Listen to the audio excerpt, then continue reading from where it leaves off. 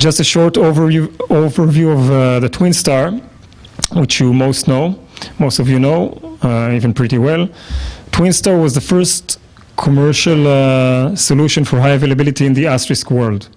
So Xorcom was actually the first company to come out with a commercial solution. Of course, we did not invent high availability, and one could have taken two machines and tied them up together, but there was no commercial solution that went through QA process and created a product with a part number that you can order and it works out of the box.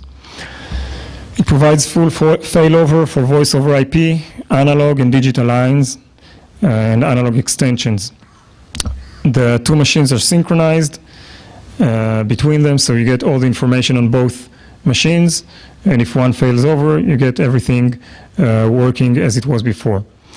The technology is mature. As I mentioned, it's been out for many years, and it's been highly used. I think all of the companies here, well, not the new ones, but most of the partners here have installations with TwinStar, and we have installations in places like banks, hospitals, hotels, and various other industries. This is how it looks, or how it used to look. Okay, we have an active server and secondary server, and the AstriBank here, internet and local network connections, and everything is connected. If the primary fails, the secondary takes over.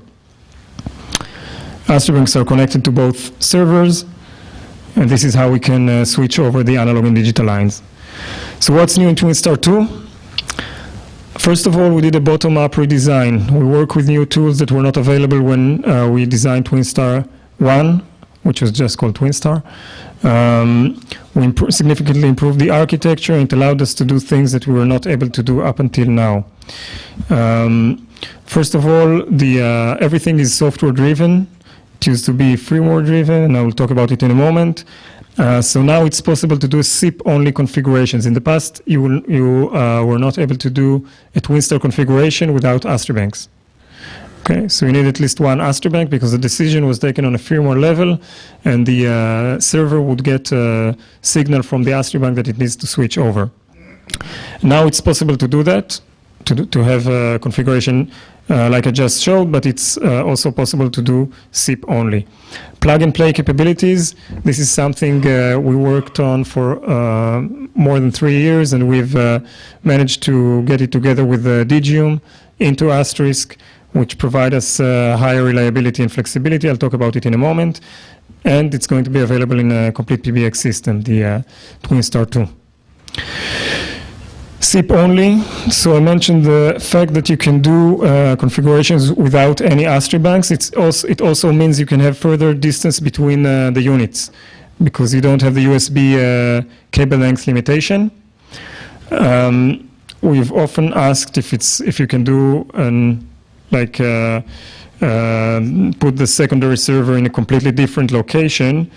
You have to keep in mind that if it's on a different network, then you don't know what's less reliable, okay? Because you put all the network variables into the game. So our recommendation is to have it actually connected with a Cat5 cable, and if you can, with a dedicated cable, and in any case be on the same LAN. It can be very far away, but still on the same network. And the last thing, because of these changes, the licensing structure is a bit different, and I'll talk about it in the end. We're near to the end, okay? Plug and play, as I mentioned, it's something we pushed into Asterisk, and what it allows you to do is basically it increases flexibility and maintenance and the ability to recover from events. Plug and play means that AstriBanks can behave the way you would expect AstriBanks or a USB device to behave. You can just unplug it, plug it again, replace it, start it up with less AstriBanks or more AstriBanks. This was not the situation in Asterisk until this change. What used to happen is, for example, if you had if you've been struck by lightning or something and one of the AstriBanks was damaged and the Asterisk was had a reboot, then it was a problem for Asterisk. It created issues. Right now, what will happen is just the specific unit that is damaged will not work, and all the rest will work properly. It's also much easier to maintain. Just take unit out, plug unit in, and that's it.